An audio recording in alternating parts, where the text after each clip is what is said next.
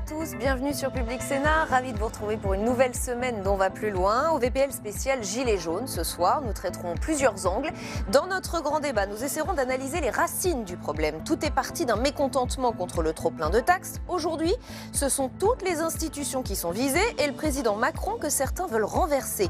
L'histoire de France est parsemée de révolutions qui ont parfois abouti. En sommes-nous arrivés là? Hashtag OVPL pour réagir sur Twitter. Notre match des idées, il opposera ce soir Florent Vadillo à Corentin Le Fur. Nous reviendrons sur cette crise de la représentation. Les Gilets jaunes en veulent aux élus. Ils considèrent qu'ils ne font pas leur travail de relais. Le citoyen veut reprendre la main. Est-ce seulement possible? Comment recréer du lien? Nous en discuterons avec nos spécialistes. Et puis il y a cette question de l'ordre public. Il n'a pas été assuré correctement. Samedi dernier, le Sénat demande des comptes à l'exécutif. Christophe Castaner sera donc auditionné demain ici même par la commission des lois. Son président Philippe Bas est avec nous ce soir. Il nous dira ce qu'il attend de cette intervention. D'abord, on fait le point avec Vivien Charrer. Samedi à Paris, le dispositif de sécurité était-il suffisant?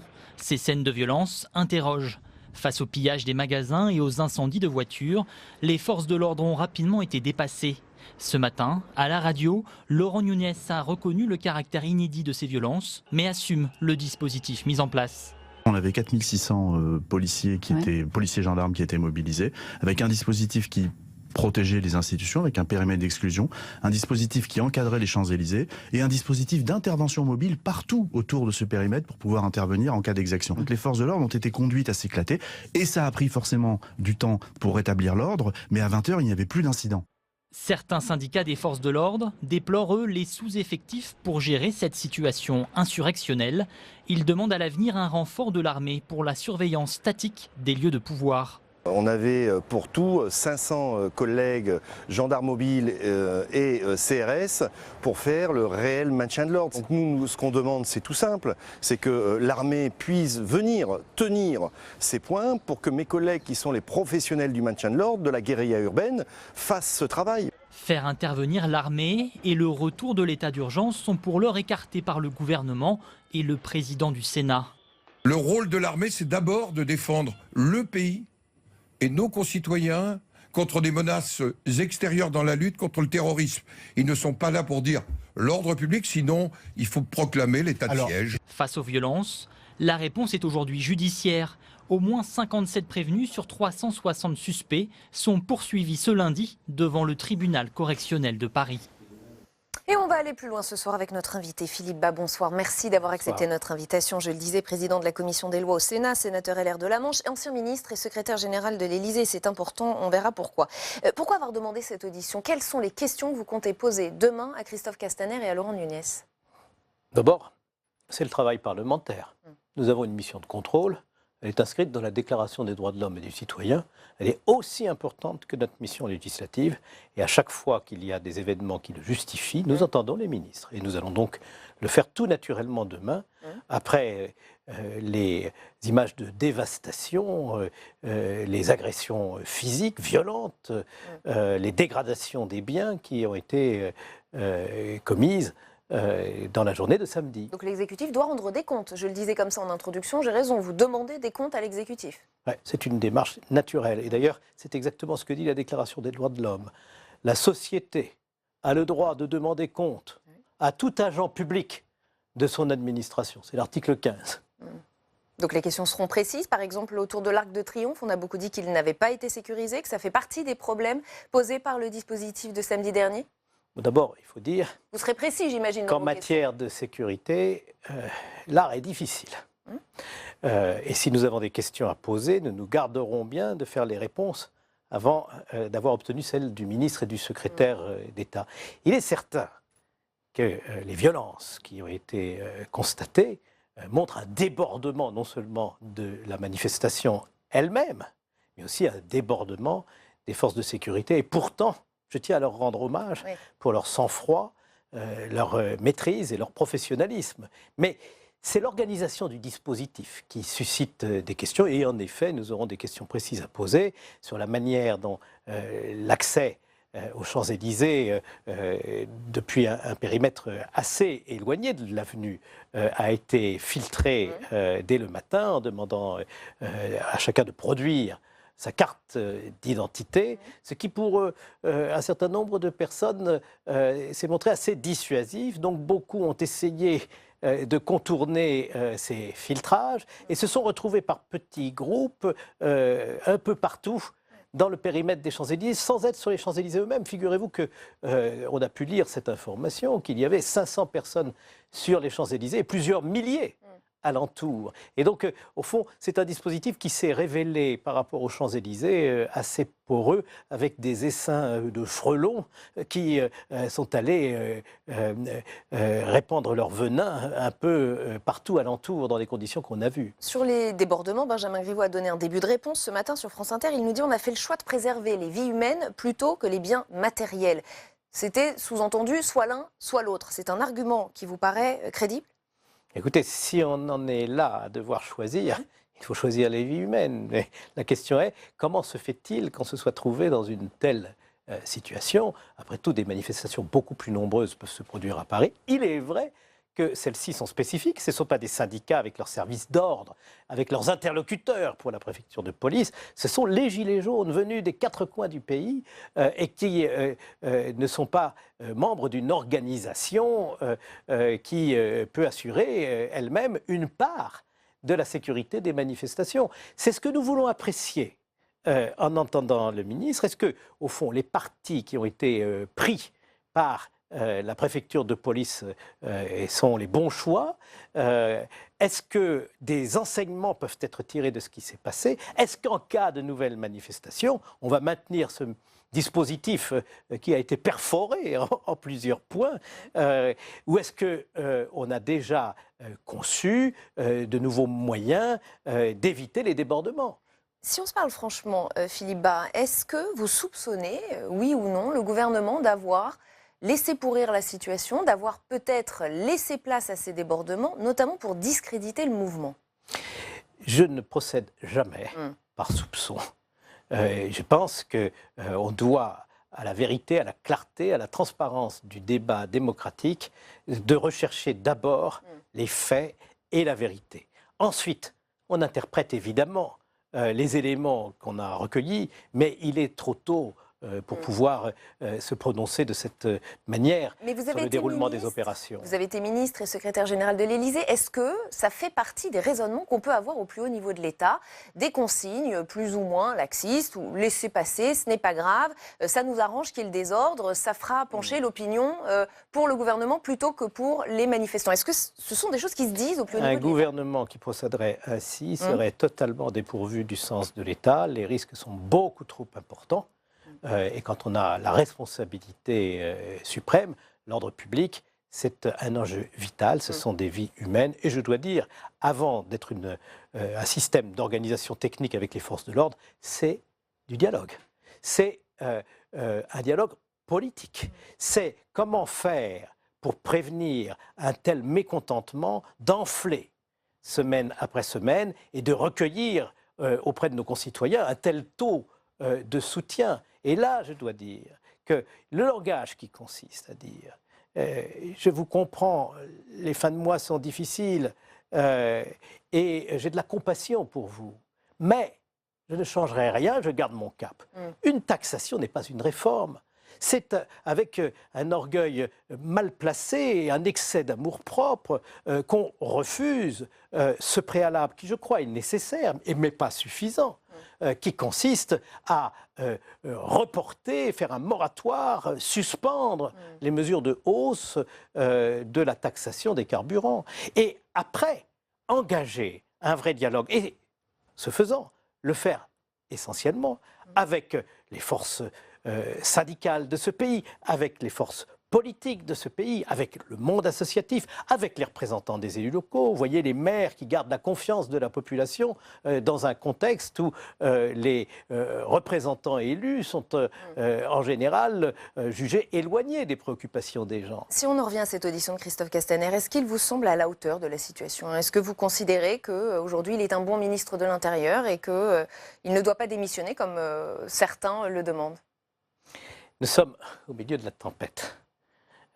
Chacun doit assumer sa responsabilité d'État et la responsabilité du président de commission des lois que je suis n'est pas de décerner des bons ou des mauvais points, mais d'essayer de faire en sorte que les explications, les bonnes explications soient données et que les enseignements soient tirés de ce qui s'est produit et qui, d'une manière objective, est un échec du dispositif d'ordre public qui a été mis en place samedi, et pas seulement à Paris, mais aussi dans des grandes villes, dans des préfectures de départements comme le Puy-en-Velay, et ailleurs en France, comme à Toulouse. Vous êtes président de la commission des lois, mais vous êtes aussi sénateur LR. Vous faites partie de l'opposition. Vous pouvez avoir un avis, et même défavorable, sur ce gouvernement, et notamment sur Christophe Castaner. Vous pourriez l'exprimer, d'autres à droite le font.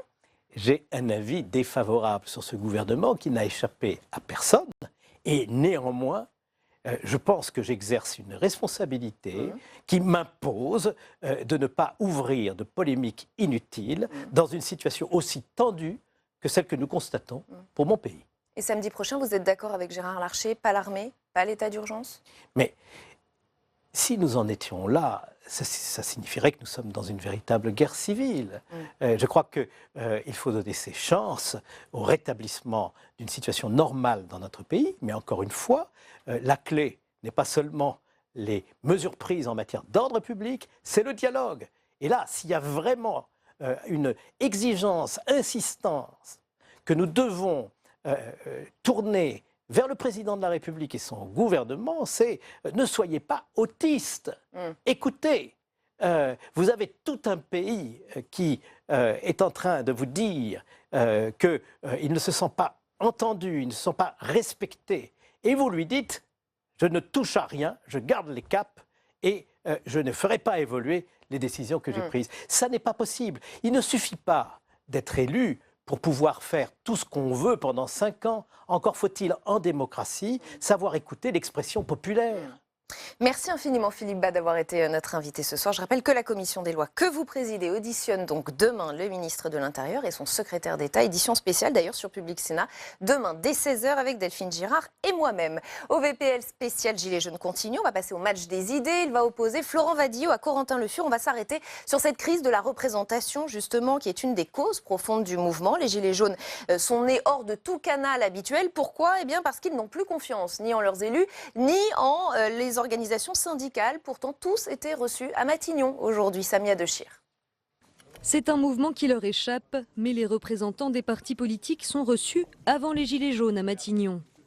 Tour à tour, le Premier ministre les consulte depuis ce matin en espérant trouver une sortie de crise. Pour l'opposition, elle ne peut passer que par l'annonce de mesures concrètes très rapidement. Nous avons eu un gouvernement pendant 18 mois qui a été finalement une sorte de pyromane fiscal à l'égard des Français les plus modestes. Comment aujourd'hui il arrive à éteindre l'incendie et comment surtout il reconstruit. La droite ne dit pas autre chose et appelle Emmanuel Macron à sortir de son silence. Depuis les manifestations de samedi, le président de la République ne s'est pas encore exprimé. Le pouvoir n'est pas ici. Le pouvoir est le lieu de la décision. Il est à l'Élysée. Il faut donc qu'Emmanuel Macron prenne la parole, qu'il s'adresse aux Français et qu'il dise aux Français ce qu'il compte entreprendre dans les jours suivants pour que la France puisse s'apaiser. Même demande chez les centristes, reçue peu après les Républicains. Mais pour l'heure, aucune prise de parole présidentielle n'est prévue. Demain encore, c'est Édouard Philippe qui sera en première ligne pour recevoir les représentants des Gilets jaunes. Et avec nous pour ce match des idées spéciales, Gilets jaunes, Florent Vadillo, bonsoir. Président du think tank L'Hétairie, et Corentin Le Fur, bonsoir. Chargé d'études à la Fondation Concorde, adjoint LR au maire d'Aubonne. Ce mouvement des Gilets jaunes se caractérise justement par une crise de la représentation, de la représentativité. On se demande du coup à quoi servent de telles consultations de membres justement de ces personnes qui ne représentent plus rien. Quel est votre avis sur ces consultations? Ça peut être utile? En tout cas, pour répondre à la crise actuelle, clairement non, puisque c'est un réflexe avant la crise qui essaie de juguler une crise qu'il ne comprend pas. Et on le voit, le gouvernement a une difficulté majeure à savoir comment traiter cette crise. La preuve, c'est que ça n'est pas pour aucune crise fiscale, sinon la solution serait assez simple. Et puis ils ne savent pas quels interlocuteurs prendre. Donc à défaut d'avoir des grilles de lecture du mouvement et des pistes de sortie, eh bien on occupe de l'espace médiatique, car c'est de cela dont il s'agit. Pour vous, c'est ça qui s'est passé aujourd'hui? Oui, c'est clairement cela, parce on gagne du temps. Il n'y a pas de problème majeur à l'Assemblée nationale ou au Sénat. On n'est pas dans la caractéristique de l'affaire Benalla, par exemple, où il y avait l'incapacité d'avancer les travaux parlementaires. On n'est pas dans une crise de régime où les forces d'opposition se sont liguées, on le voit, la motion de censure ne va pas faire le plein, etc. Donc la seule utilité, c'est d'occuper du temps médiatique. La preuve, c'est que parmi les participants, il y a quasiment des micro-partis qui sont reçus, qui n'ont pas de représentativité réelle. Donc on n'est ni sur les groupes parlementaires, ni sur les partis politiques dominant la vie politique. On occupe du temps parce qu'il y a un vide d'idées et un vide de compréhension face à ce mouvement. Et c'est compréhensible. Le gouvernement n'a pas plus de clés de compréhension que l'opposition. Mais il y a clairement une forme de fuite en avant et d'absence de réponse en l'occurrence. Corentin Le Fur, vous êtes sur cette ligne également ? Oui, le gouvernement est rentré dans une phase où je crois que ça ressort bien après, à partir de vos différents reportages. La boussole est totalement cassée. On s'interrogeait parfois sur l'orientation de la boussole. Là, je crois que la boussole est définitivement cassée. Le président de la République, je crois, est conscient d'une chose, c'est que la réponse ne peut venir maintenant que de lui, parce que c'est l'exécutif qui est ciblé, la responsabilité de l'exécutif qui est mise en jeu. Donc, il est allé voir les forces de l'ordre, très bien. Aujourd'hui, il reçoit les chefs de parti, et comme ça a été dit, y compris parfois de structures politiques qui, sans leur faire offense, ont une représentativité qui est très faible. Parce que le but, c'est, avant samedi, avant les prochains potentiels débordements, il doit être en mesure d'apporter une réponse. Et je pense que le président de la République a compris que c'est une réponse extrêmement forte qui est demandée, pas quelques éléments de langage. Vous savez, les images que nous avons vues, qui je pense nous ont tous choqués, moi, ça me faisait penser, j'entendais beaucoup parler de mai 68. Alors, je vais remonter un peu plus dans le temps. Ça me fait penser à la guerre des Farines de 1775, Voilà, oui. où les motifs sont exactement les mêmes. Une décision politique à la base, qui était le décret Turgot, une explosion du cours du blé, du cours du pain. Les gens qui s'inquiètent sur la fin de mois, pas sur les 50 prochaines années de la COP et quelques, sur les fins de mois, des débordements violents, évidemment à recontextualiser par rapport à l'époque. Et comment ça se termine ? Un roi de France qui recule, qui fait un certain nombre de gestes. À l'époque, un inspecteur général des finances, l'équivalent, qui est révoqué. Et un signe d'apaisement. Et tout le monde, tous les historiens se mettent d'accord pour dire que ça a été probablement un des événements structurants, préfondateurs de 1780. Je pense que M. Macron devrait s'en inspirer et envoyer un geste politique très fort pour montrer qu'il a entendu que la situation ne peut pas durer. Sauf qu'on parle de crise de la représentativité, on crie haro sur ce gouvernement et sur Emmanuel Macron. Pardon, vous êtes aussi des hommes engagés politiquement. Est-ce qu'il y a une remise en question de votre côté ? Parce que ça concerne tous les élus et pas seulement La République En Marche. Je pense qu'avant d'avoir une remise en question des élites politiques, il faut d'abord chercher à comprendre la nature du mouvement. Et je pense qu'aujourd'hui, il faut accepter de dire qu'on ne le comprend pas. Enfin, on a compris qu'il y avait une crise de la représentativité. Ils se disent déçus par les élus, ils veulent agir eux-mêmes. Certes, mais sont-ils déçus par la majorité actuelle ? Sont-ils déçus également par les majorités précédentes ? Parce qu'il faut aussi séparer l'élément conjoncturel de l'élément structurel. Emmanuel Macron a été élu sur la promesse qu'il allait faire différemment des autres. Et il a intensément déçu. Il y a une vraie déception face à l'émergence d'un espoir folle qu'il avait fait naître. Il a également, pour faire émerger cet espoir, il a décrédibilisé le travail de ses prédécesseurs. Il a sapé en quelque sorte les 30 années de politique qui le précédaient. Ce qui fait qu'aujourd'hui, quelqu'un qui l'écoute se dit « ceux qui étaient avant lui n'étaient pas bons, ceux qui sont avec lui ne sont pas bons, et ceux que l'on pourrait utiliser en recours ne le sont pas plus, puisque tout le monde est ça. » Sauf que cet élément est très conjoncturel. On est sur un élément de ras-le-bol. Je pense qu'il faut voir dans la durée ce que le mouvement donne. Au demeurant, il y a une vraie coagulation des mécontentements. Mais pour autant, ces mécontentements sont-ils à ce point durables que les citoyens veulent mettre des échappatoires aux partis politiques traditionnels ? L'offre politique actuelle est insuffisante, notamment pour l'opposition. C'est indéniable. Il faut rebâtir une opposition, il faut avoir une force de proposition. S'agit-il, en revanche, d'une remise en cause de la représentation même ? J'ai encore du mal à le croire à ce stade du mouvement, parce qu'on est sur un étiolement de la participation, un maintien du soutien, ça c'est évident, le soutien est le même, et la radicalisation de ce mouvement, son impossibilité à déboucher sur une solution politique, joueront peut-être contre lui et en faveur de la représentation. Je pense qu'il est encore un peu trop tôt. En tout cas, je préfère dire que je ne sais pas en l'état actuel plutôt que de me prononcer de manière trop brutale. Corentin Le Fur, vous ne vous sentez pas attaqué dans cette crise de représentation? Vous ne vous sentez pas touché? Vous ne vous dites pas, effectivement, bon, on est tous visés, hein, pas qu'En Marche? Alors, on doit tous être capables d'avoir une certaine remise en cause, mais je ne ressens absolument pas une remise en cause généralisée. Moi, ce que je vois au plus près du terrain, c'est que l'ensemble des habitants, des citoyens, ont on va dire une relation de confiance qui est encore particulièrement préservée vis-à-vis des élus locaux, parce qu'ils voient très bien que ces élus locaux, ce sont ceux à qui ils ont affaire tous les jours, que ce soit pour des places de crèche ou des places de cantine. Ce sont nous, les élus locaux, qui bâtissons l'ensemble des services publics, enfin la grande majorité des services publics. Donc cette crise de la représentation ne touche pas les petits élus, entre guillemets? Alors, je ne la vois pas du tout toucher les petits élus. Elle peut effectivement être plutôt ciblée sur, je dirais, le système parlementaire et présidentiel, quoique n'oublions pas que cette crise a quand même commencé sur la problématique précise de la hausse des prix du carburant. La majorité sénatoriale a retoqué en examen du projet de loi de finances ce projet, ce qui montre que, heureusement qu'il existe une deuxième chambre par rapport à ce qu'on a pu entendre dans certains discours qui proposaient de supprimer le Sénat.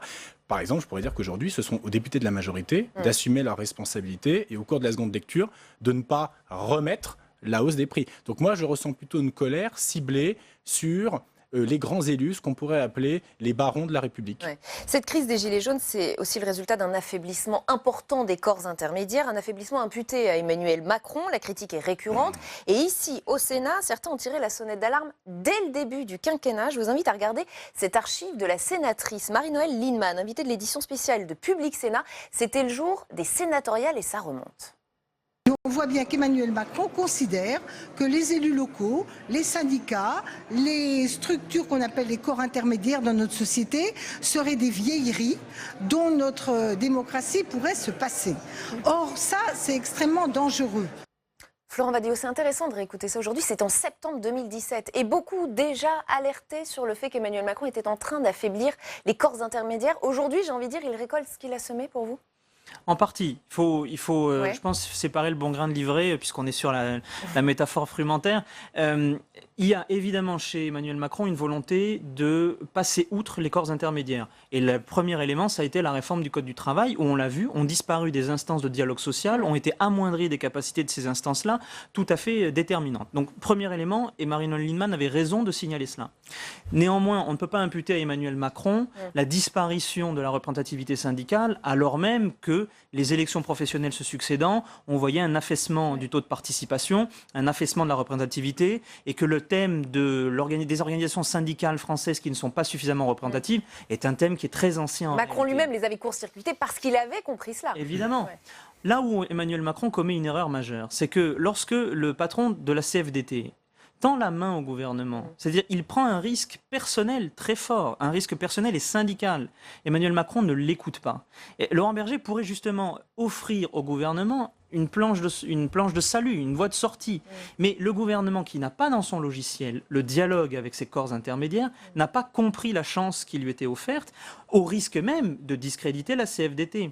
Donc je pense que ce n'est pas dans le logiciel du gouvernement que de recourir à la concertation. Et on le voit d'ailleurs.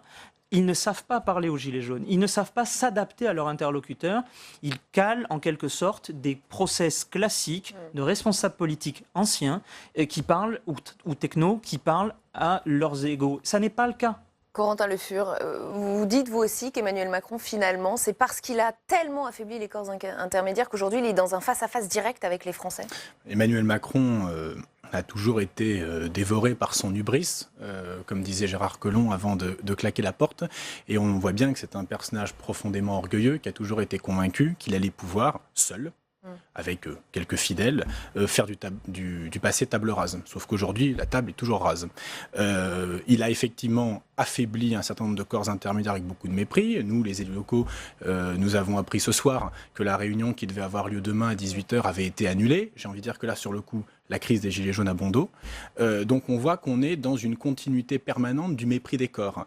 Et bien aujourd'hui, Emmanuel Macron voit que seul, aussi brillant soit-on, il est très difficile de diriger et de réformer la France.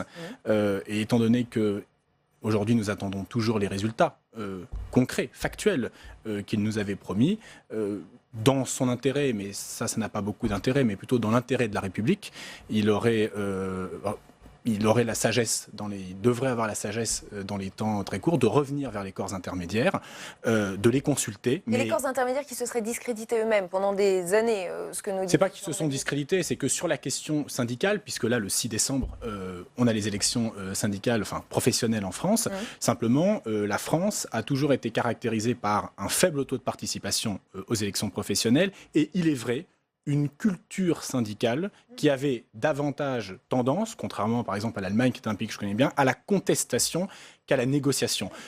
Emmanuel Macron est arrivé après ça. Il y a une partie de la balle qui est aussi dans le camp des syndicats, essentiellement les réformateurs, parce on sait que certains syndicats sont uniquement dans la posture, comme certaines formations politiques d'ailleurs, quand on entendait parler de destitution, etc. Bon, il y a des gens qui sont dans la posture, ils le seront toujours, mais il est de la responsabilité des syndicats et des forces politiques, je dirais, crédibles et de gouvernement, de porter des propositions. Si le président ne les écoute pas, il devra en tirer seul les conséquences. Alors cette crise de la représentativité touche les Gilets jaunes eux-mêmes. Regardez ce que dit Stéphane Siro, historien spécialiste des mouvements sociaux.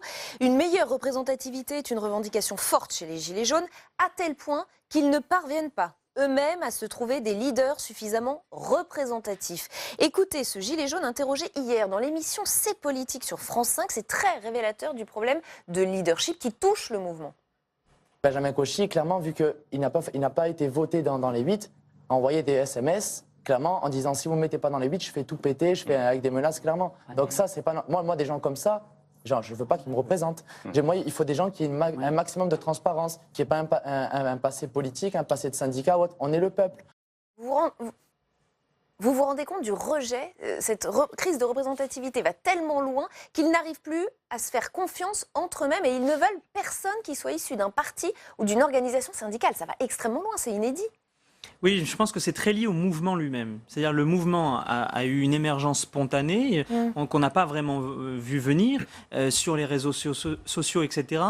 Et il y a eu un phénomène d'entraînement qui fait qu'aujourd'hui, se couler en quelque sorte dans les cadres classiques de la représentativité, dans les cadres qui ont d'ailleurs échoué, il faut le dire, mais qui, à mon avis, ne sont pas invalidés pour autant. Mais ça reviendrait en quelque sorte à se renier eux-mêmes que de se couler là-dessus. Et donc, ils sont eux aussi dans une fuite en avant parce qu'ils n'auront jamais de représentant qui permettra de sortir en quelque sorte une synthèse de leurs revendications parce qu'ils n'arrivent pas eux-mêmes à faire la synthèse de ces revendications. On le voit bien, le mouvement il est tiraillé de l'interne entre une contestation fiscale, une présence politique très forte des extrêmes, qu'ils soient de gauche ou de droite, l'ajout de tout ce qui est sujet de mécontentement, le tarif de l'électricité, mais également les frais de téléphone, etc. Donc, il y a une telle variété de positions qu'aucun représentant ne sera à même de faire cette synthèse et de porter une voix qui soit, en quelque sorte, commune à tout le mouvement. Et je pense que plus que la représentativité, il y a une volonté d'unanimisme.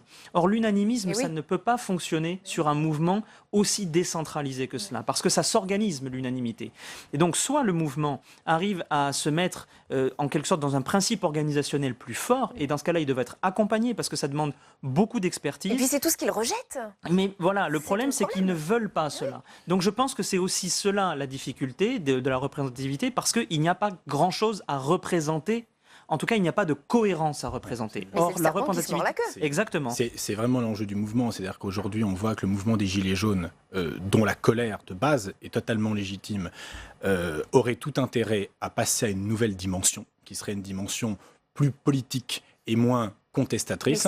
J'ai vu une tribune, par exemple, dans le JDD, d'un certain nombre de gilets jaunes dits modérés qui appelaient à des états généraux de la fiscalité, des choses qui font vraiment sens dans notre pays, puisqu'en fait, il faudrait organiser ce genre d'état général et pas d'aller simplement sur la question. Voilà.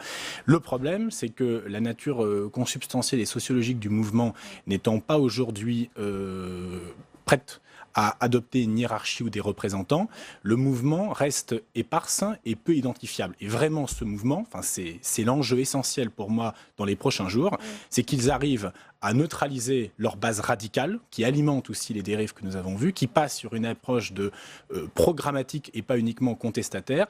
Mais effectivement, ça risque d'être long.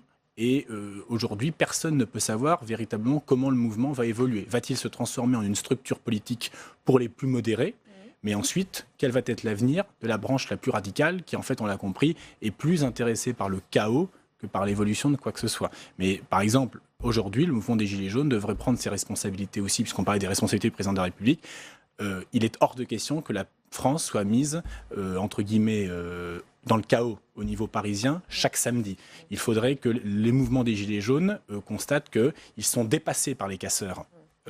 Parce que la majorité reste pacifique. Et qu'ils s'organisent. Assumer ses responsabilités, passer à autre chose. Mais qui pour avoir la légitimité de décréter qu'on va faire ça ou on ne va pas faire ça? C'est probablement le mouvement des Gilets jaunes qui maintenant découvre ce qu'est la politique, oui, justement, après l'avoir refusé catégoriquement. Et c'est pas un petit problème, on va s'arrêter sur ces questions. Merci à tous les deux d'avoir participé à ce match des idées. On continue d'aller plus loin sur cette crise des Gilets jaunes, place au débat. #OVPL pour réagir sur Twitter. On va prendre du recul encore sur ce mouvement mis en perspective historique et sociologique. Les mots révolution, insurrection ont été prononcés. Est-ce qu'on en est vraiment là? Et puis on va voir dans quelle mesure c'est la personne même d'Emmanuel Macron qui irrite au plus haut point. On s'interroge avec nos invités après ce sujet de Marie Brémaud.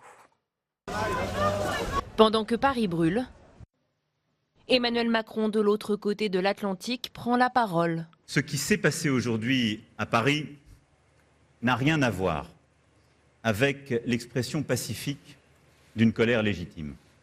Il apparaît loin, très loin, de ces Français qui souffrent et qui manifestent. Et c'est d'ailleurs un face-à-face frontal qui s'est installé entre le locataire de l'Élysée et le peuple. Macron nous fait la guerre et sa police aussi. Un duel exacerbé par l'attitude d'Emmanuel Macron, souvent perçue comme arrogante et méprisante au cours des derniers mois. Car certes, le chef de l'État se déplace à la rencontre des Français, mais ses mots heurtent plus qu'ils ne rassemblent. Je traverse la rue, je vous en trouve, ils veulent simplement des gens qui sont prêts à travailler, avec les contraintes du métier. Je ne céderai rien, ni aux fainéants, ni aux cyniques, ni aux extrêmes. Aujourd'hui, de nombreux Français accusent Emmanuel Macron d'être déconnecté de la réalité. Difficile pour l'ex-banquier de chez Rothschild de se défaire de cette image, celui du président des plus riches. Et avec nous ce soir pour le grand débat dont va plus loin, Philippe Diribarne, bonsoir, sociologue, directeur de recherche au CNRS, Frédéric Savicki, bonsoir, professeur de sciences politiques à Paris 1 Panthéon-Sorbonne, Céline Pina, bonsoir, essayiste et cofondatrice du mouvement Vivre la République, et Flore Santisteban, bonsoir, enseignante à Sciences Po, spécialiste des mouvements sociaux. Il y a évidemment plusieurs causes à ce mouvement, on va les voir les unes après les autres, mais une des caractéristiques, c'est quand même la colère contre la personne même d'Emmanuel Macron. Il est en train de cristalliser tous les mécontentements, il provoque presque des réactions épidermiques. C'est devenu lui le problème, Frédéric Savicki ? De toute façon, il est président de la République, donc c'est clair qu'évidemment les demandes s'adressent à lui. Dans d'autres quinquennats, ça pouvait être les premiers ministres. Ça pouvait être les premiers ministres, mais on sait quand même qu'au moins depuis l'adoption précisément du quinquennat, le président est de plus en plus en première ligne et son premier ministre, effectivement, joue plutôt un rôle de pacificateur. Bon, après, c'est vrai que la personnalité de Macron, par ses déclarations, vous l'avez rappelé au cours de cette année, assez mal perçue. Alors sur le moment, on n'a pas forcément prêté attention, mais quand on regardait quand même ce qui se disait sur les tweets, les comptes Facebook, les pages des journaux, beaucoup de journaux disaient on est obligé de censurer parce que ça provoque effectivement des réactions de haine qu'on n'a jamais vues à ce point-là pour d'autres présidents. Donc il y a incontestablement un problème lié à son rapport aux Français, à sa manière effectivement de s'adresser à eux qui aujourd'hui finalement explique le surcroît de haine, voire de violence dans certains cas. Il l'a un peu cherché, Flore Santisteban, on a revu les petites phrases qu'il a prononcées, traverser la rue pour trouver un travail. Il y a des choses comme ça qui ne passent plus, en tout cas, Gaulois réfractaires et j'en passe. Oui, tout à fait. Et puis d'une façon générale, c'est vraiment un mode de gouvernance qui est remis en question par ce mouvement, c'est-à-dire une verticalité du pouvoir qui s'oppose à un mouvement qui, lui, repose vraiment sur l'horizontalité, l'absence de représentation individuelle, d'expression individuelle. Et c'est vrai que ce chef de l'État qui systématiquement prend les Français de haut, c'est le sentiment qu'il donne, met de l'huile sur le feu. Et donc cristallise, effectivement, je suis d'accord avec Frédéric Savicki, une forme de haine. Et ce que j'ai vu ce week-end en allant au contact des Gilets jaunes, c'est même plus que de la haine maintenant, c'est de la rage. colère. Hein. Contre lui en particulier. Contre lui, Emmanuel contre Macron. sa politique, contre le fait de ne pas être entendu, contre le fait de ne pas avoir de réponse à leurs questions. Philippe Diribarne, je voudrais vous citer Stéphane Siro, à nouveau, historien spécialiste des mouvements sociaux. Voilà ce qu'il dit. Emmanuel Macron, c'est Louis XVI au moment des États généraux qui reçoit les cahiers de doléances mais qui n'y comprend rien. Est-ce que c'est exactement cela? Est-ce que c'est un parallèle pertinent à votre avis? Emmanuel Macron, au fond, son monde, ce qu'il apprécie, ce sont les gens entreprenants, dynamiques, voilà, les créateurs de start-up. Et au fond, son rêve, je dirais, c'est de transformer tous les Français, de penser que tous les Français vont devenir comme ça. Selon son modèle. Son modèle à lui, et que les gens qui ne sont pas comme ça, eh bien, ce sont, j'exagérerai en disant que ce sont des sous-hommes, enfin, un peu de ça. Citoyens de seconde catégorie. Oui, ce ne sont pas seulement des citoyens, mais des humains. Et je crois qu'il y a effectivement ce sentiment très, très, très fort, c'est d'être considéré comme n'étant pas vraiment digne d'être des citoyens comme les autres, d'être des humains comme les autres, etc. Et alors ça s'est exprimé à travers des tas de phrases maladroites, mais je pense que c'est au-delà des phrases. C'est que réellement, ce monde-là, c'est un monde qu'il n'aime pas, qu'il n'apprécie pas, qu'il ne comprend pas. Probablement, il n'a jamais été en contact avec eux. Il n'a jamais été ni maire, ni conseiller municipal, etc. Et je pense qu'il n'a pas non plus d'expérience de la campagne, enfin vraiment, voilà, de la France basique, qui effectivement, souvent, est composée de personnes pleines de qualités, mais qui ne sont pas des super battants prêts à aller gagner sur le front international. C'est très sévère ce que vous dites sur Emmanuel Macron ce soir. Céline Pina, vous êtes sur cette même ligne. Pour vous, c'est aussi lié et clairement même un problème Emmanuel Macron. Il y a un problème avec ce président? Oui, en tout cas, les gens l'ont ressenti comme extrêmement méprisant. Le terme qui revient très souvent, c'est le terme de mépris de classe. Et y compris quand vous rencontrez chez les Gilets jaunes des gens qui ne sont pas politisés, donc dont le terme ne devrait pas venir comme ça aussi facilement. Ce terme de mépris et de mépris de classe apparaît très très vite. La deuxième chose... c'est le côté provocateur. C'est-à-dire que le mépris et la provocation en même temps, c'est un petit peu très très dur à assumer. Et moi, quand j'ai rencontré les Gilets jaunes, une phrase que beaucoup m'ont dit, c'est vous savez, il nous a demandé d'aller le chercher. Et ben c'est ce qu'on fait, on va à Paris le chercher. Et j'avais jamais réfléchi sous cet angle-là, mais au 4e ou 5e personne qui me disait ça en me disant mais il nous l'a demandé d'aller le chercher, eh bien c'est ce qu'on fait. Je me suis dit, là, on est un petit peu mal. Et enfin, la dernière chose, c'est il y a la verticalité, il y a l'incohérence. Je ne suis pas sûre que les Français n'accepteraient pas une verticalité de protection. Ce qu'ils n'aiment pas, c'est cette verticalité du mépris et cette absence de protection. Et cet homme qui leur dit quelque part, il y a les start-upers et vous qui n'êtes rien. Et cette phrase-là, elle a fait des ravages et elle revient régulièrement dans les témoignages des personnes. Donc là, le problème, c'est qu'on a affaire à un pays avec qui la confiance est rompue. Et le problème, c'est que là où n'importe quel, j'allais dire même, la plus bête des personnes de l'ancien monde lui dirait maintenant, l'âge du lest, fais un moratoire sur les taxes parce qu'on ne va pas pouvoir entrer dans le dialogue si tu ne montres pas que tu as entendu et si tu ne prouves pas que tu es capable de temps en temps de te déjuger, ce refus absolu qui est un orgueil enfantin, commence à nous coûter très cher et est grave parce qu'aujourd'hui, la question qui se pose, c'est est-ce qu'on a encore les moyens de protéger Paris? Parce qu'on sait que samedi, ceux qui vont monter sur la capitale, ils pensent que Paris est une ville à prendre, ils pensent qu'on peut piller les magasins et on va avoir quelque part, pour le coup, l'intersectionnalité des affreux. C'est-à-dire extrême droite, extrême gauche, banlieue, caïd, tous les voyous vont monter parce que pour eux, il y a de quoi faire. Encore un mot sur Emmanuel Macron. Est-il perturbé ou non? En attendant, il ne prend pas la parole, en tout cas pas pour l'instant. Il annonce qu'il annule sa visite mercredi en Serbie. Je voudrais juste vous lire Hervé Morin qui dit « Samedi, on avait le sentiment d'une espèce de vacance du pouvoir. Le président doit parler rapidement. » Il était un peu en décalage samedi aussi, Frédéric Savicki, avec son déplacement en Argentine, certes pour un rendez-vous extrêmement important, mais on le voyait presque souriant pendant que Paris était en proie au chaos. Oui, et en plus faisant l'apologie de la politique de Macri, qui est une politique particulièrement dure pour le peuple argentin.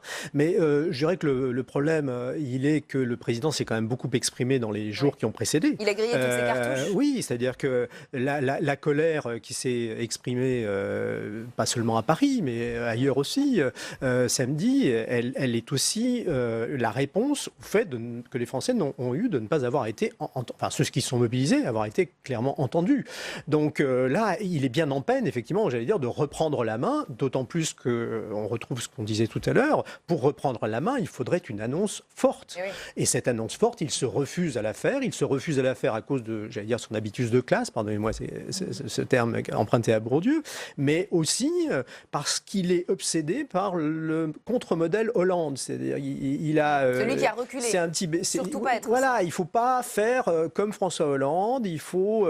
les Français n'ont pas compris qu'il fallait réformer ce pays. Donc, je paye cher aujourd'hui, mais on me remerciera demain. Oui. Alors, le problème... J'ai raison contre tous. Voilà, parce qu'il est persuadé qu'en ne faisant rien, on perd quand même les élections. Et que, voilà. Et le problème vient... Il y a une troisième source du problème, c'est que... Je sais bien que c'est quelque chose que les marcheurs contestent, mais enfin, ce président, il a été élu avec 23% au premier tour, et au deuxième tour, contre, non pas pour son programme. Donc, et il fait comme si les Français, dans leur majorité, avaient donné quitus ou avaient approuvé son programme, ce qui est faux. Et donc, comme en plus, évidemment, cette amplification liée au mode de scrutin majoritaire à 2 tours lui a conféré une majorité écrasante à l'Assemblée nationale avec des députés godillots qui lui doivent tout, et bien évidemment... Il se fissure, hein, pour le coup. Qui commence à se fissurer, enfin, mais il est temps, j'allais dire, parce que l'affaire Benalla est passée quand même par là, nous l'oublions pas, il y a eu d'autres fissures assez importantes. Et en attendant, voilà. Ces derniers jours, on entend beaucoup les mots insurrection et révolution, c'est ce que je disais en introduction. Ces termes sont-ils le reflet de ce qui se passe aujourd'hui? On n'en est pas loin, nous dit en substance Olivier Besancenot, membre du nouveau parti anticapitaliste, anciennement LCR, je vous le rappelle, Ligue communiste révolutionnaire. Il était l'invité de France Inter ce matin, on l'écoute, et je voudrais vous faire commenter cela après. Il y a un petit air d'insurrection, en tous les cas. Il y a un mouvement profond qui reste extrêmement populaire. Pour que ça soit une révolution, il faudra être encore beaucoup plus nombreux. Mais moi, qui ai fait quand même pas mal de manifestations depuis mon engagement, samedi, c'est la première fois que je perçois dans l'ambiance, dans l'air, cette détermination extrêmement forte. Les mots ont un sens, insurrection, révolution, un petit air d'insurrection. Qui veut réagir à cette phrase? Est-ce que ça vous paraît vrai ou pas, Flore Santisteban? Écoutez, que Olivier Besancenot souhaite le grand soir, ça, oui, pour personne vous, ne il peut se le réjouit, contester. il y a un peu de ça. Oui, il se réjouit, il attend ça depuis des années, donc effectivement, voilà, pour lui, c'est du pain béni, je dirais. Après, il faut faire attention avec les mots, révolte sans doute, émeute samedi, c'était clair. Guérilla urbaine, je ne suis pas certaine qu'on en soit encore là. C'est déjà trop fort pour vous? Voilà, révolution, bon... Guérilla, ça se fait avec des armes, hein, donc il n'y a pas eu de guérilla, non. On peut en parler. Hein. Enfin, des matraques, c'est des armes. Oui, enfin... Ouais. Guérilla, vous avez vu notre titre, Gilets jaunes, une révolution 2.0. Est-ce que ce sont des termes trop forts? Insurrection, révolution. Céline Pina, pour vous, c'est trop fort? Ça dépend de qui on parle. Effectivement, les casseurs, il y a eu un certain nombre de personnes dont le rêve est en fait la déstabilisation politique qui se sont dit « Viva, il y a un boulevard, j'y vais ». La grande majorité des Gilets jaunes ne sont absolument pas là-dessus. C'est quand vous discutez avec eux, ce sont des gens qui vous parlent de façon très concrète du fait que eux, le mois, ils terminent le 18 ou le 20. Et moi, je le vois là où j'habite, un truc tout bête. Vous achetez des pizzas le soir, à partir du 20, vous venez quand vous voulez, vous avez votre pizza tout de suite, il n'y a jamais de queue. Les gens attendent la paye. Et donc, ce dont il vous parle, c'est vraiment de difficultés très, très concrètes. Oui, ils ne veulent pas renverser le pouvoir, ils ne veulent pas de 6e République. À la limite, ils peuvent demander la démission de Macron, mais c'est la colère. Quand vous les placez en leur disant « Ok, vous obtenez la tête de Macron, et après ?» Et eux-mêmes finissent par dire « Bah oui, il vaudrait mieux qu'on se mette à négocier. » Et même aujourd'hui, les Gilets jaunes en appellent à Macron en leur disant « Mais cédez sur les taxes, qu'on rentre en négociation. » Pour les 3/4 disent ça. Donc aujourd'hui, on a quand même un problème d'un président qui fait courir des risques énormes à un pays par pur orgueil. Moi, je trouve ça dangereux. Oui, alors simplement, j'aimerais revenir sur l'interview de Benjamin Griveaux ce matin sur France Inter, qui était particulièrement intéressante parce que je pense qu'il a commencé à mettre un ballon d'essai dans le débat public. Alors, il s'est montré extrêmement ouvert, il a essayé de tendre la main, mais surtout, il a commencé à expliquer que l'ISF, on allait sans doute revoir les modalités de l'ISF. Donc ça, c'est un premier, je dirais... Pour vous, il y a eu un geste ce matin ? Oui, alors c'est un premier geste. Je ne sais pas, on peut appeler ça un recul. Moi, j'appellerais plutôt ça une avancée. Donc on va voir. Mais c'est pas seulement. Il y a le dialogue, il y a l'ISF et il y a le fait qu'aucun sujet ne serait tabou. Donc on va voir dans les prochains jours. Mais le pouvoir est en train de bouger. Philippe, oui, sur le terme de révolution, c'est pour qu'il y ait une révolution, enfin, vous citiez Louis XVI, c'est une révolte ou une révolution. Hein. Pour qu'il y ait une révolution, il faut qu'il y ait quand même un programme, enfin une perspective révolutionnaire. Que les gens font la différence de la ça ressemble pas à ce qui se passe, non ? Il n'y a pas d'offre. Il n'y a pas de chemin. Il n'y a pas de perspective. On voit bien qu'il y a toute une série de malaises. Bon, il y a le malaise, disons, local, lié aux affaires, la taxe, l'essence, etc. Il y a le malaise d'un certain nombre de personnes qui qui ont à faire beaucoup de trajets en voiture, etc.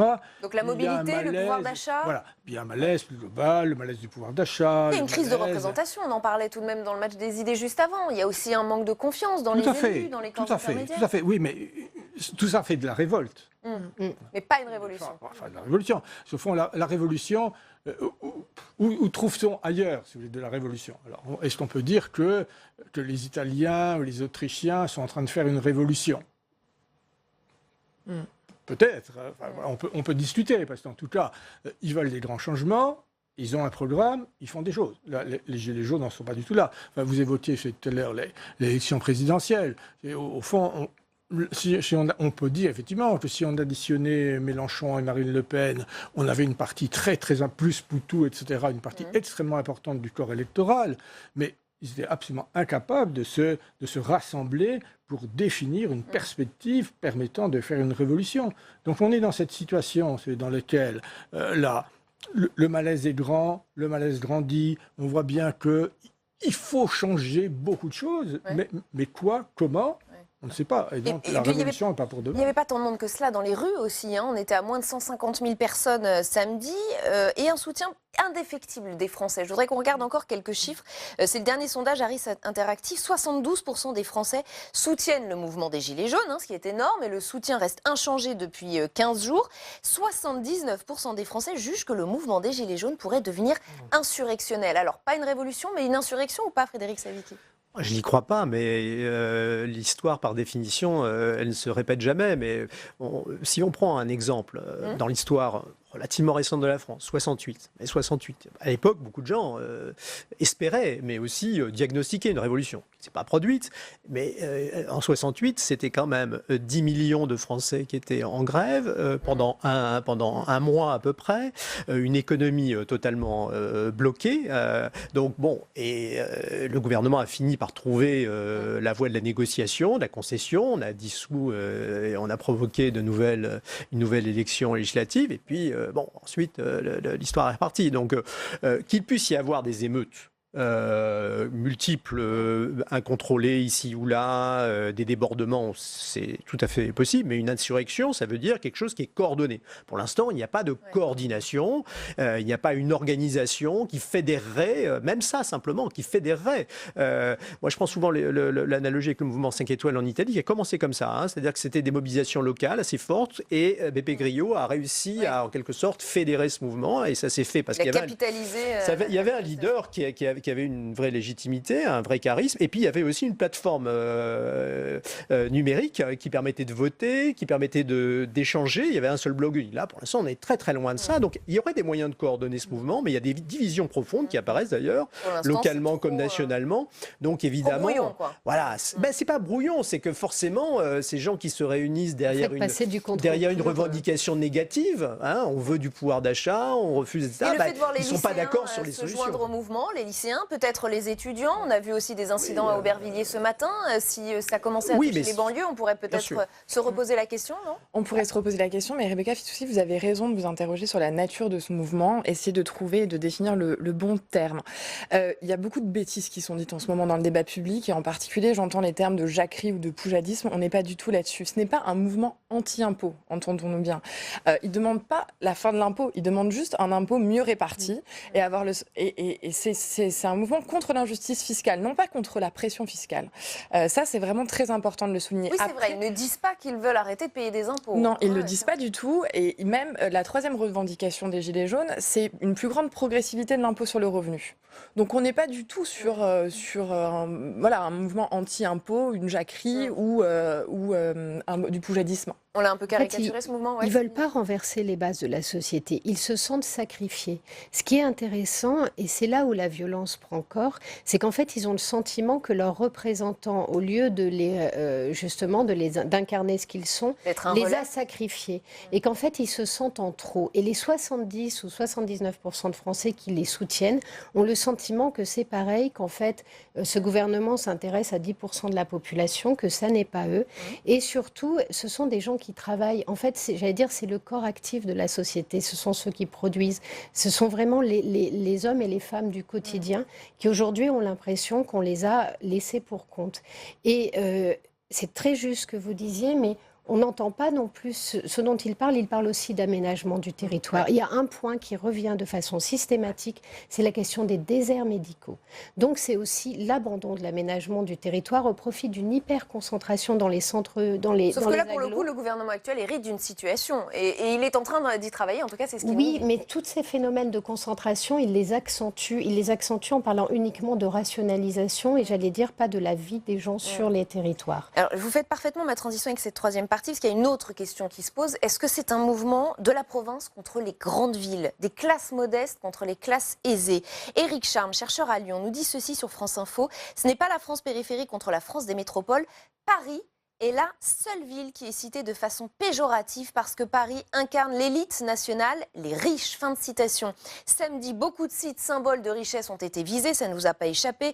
Des boutiques de luxe, on a vu des tags renverser la bourgeoisie, des tags anti-banquiers. Certains gilets jaunes ont scandé « Les riches doivent payer ». Je voudrais vous montrer cette étude de la Fondation Jean Jaurès qui montre à quel point le soutien aux gilets jaunes dépend de la classe sociale. Et vous parliez de classe tout à l'heure, Céline Pina, on va y revenir.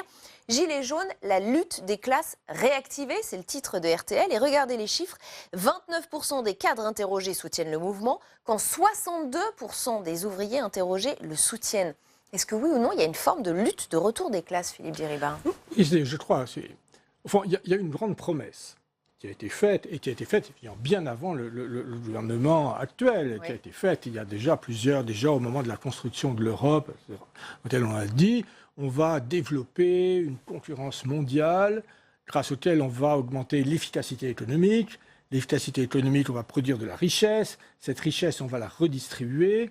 Et on va avoir cet effet de déversement. Et au fond, si au départ, ce sont les riches qui profitent de cette concurrence. C'est le ruissellement, quoi. Tout le monde va en profiter, etc. Et au fond, beaucoup de gens y ont cru, si vous voulez. Enfin, c'était toute la théorie le progrès social par le progrès économique. Je rappelle encore, le programme Jospin, c'était ça. Sur le papier, ça se tient.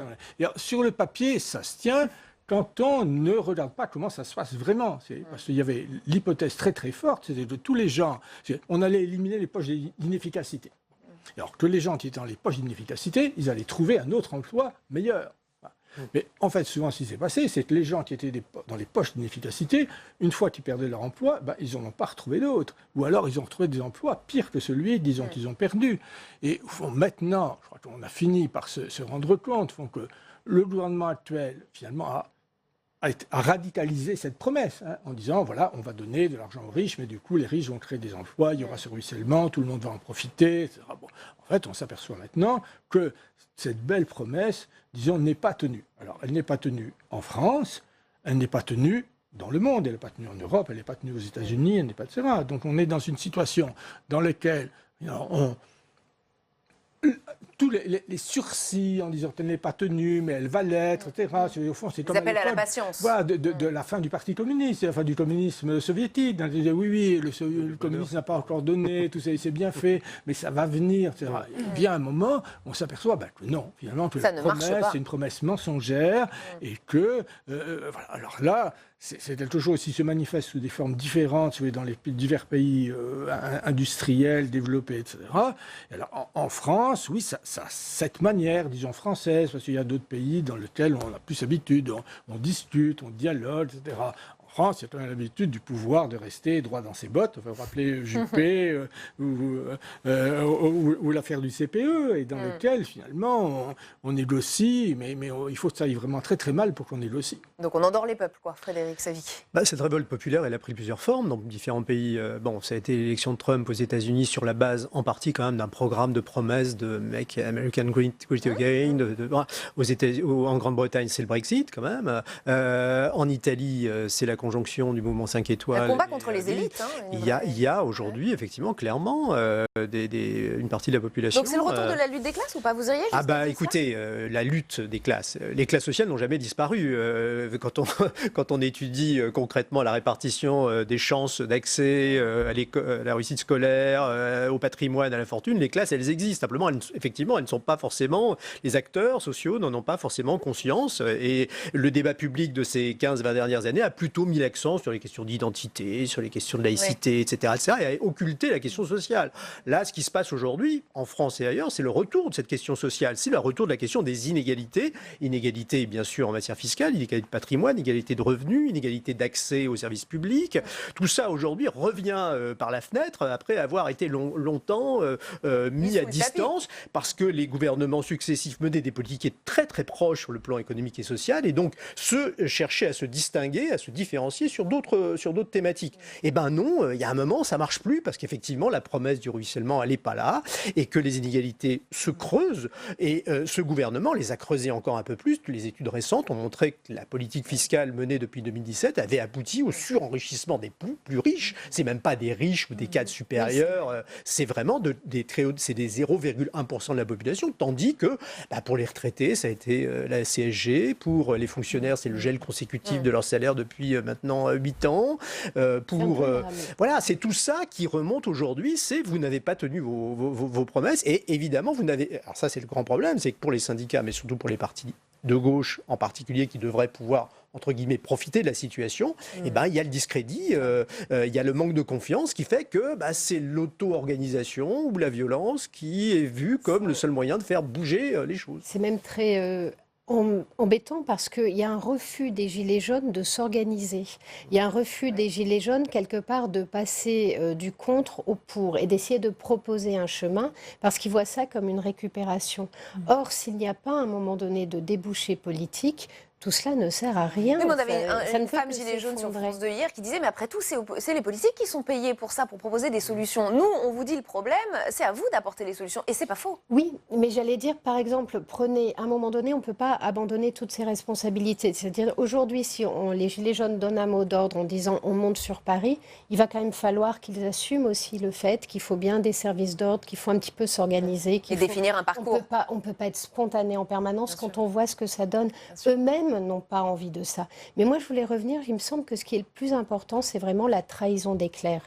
C'est-à-dire que non seulement les gens ont le sentiment que les promesses ne sont pas tenues, mais qu'en fait, on les a trahis dès qu'on les fait. De toute façon, on n'a pas l'intention de les tenir et qu'ils sont... et surtout, ils anticipent le fait que leurs enfants, eux, vivent déjà moins bien que leurs parents, que leurs enfants vivront moins bien qu'eux.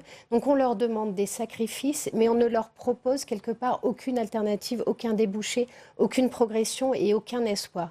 Et le sacrifice sans espoir, ça ne peut amener qu'à la révolte. Fleur Santi-Stéban, il nous reste 30 secondes.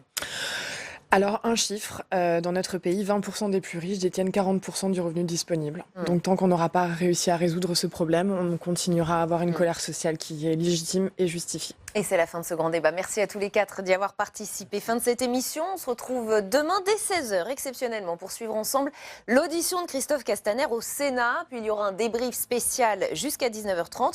En attendant, vous avez rendez-vous avec Audition Publique. L'invité ce soir est Nicolas Dupont-Aignan, président de Debout la France. Et puis demain, dans Territoire d'Info, l'invité sera Bruno Retailleau, président du groupe LR au Sénat. Très bonne soirée. Restez au cœur du débat.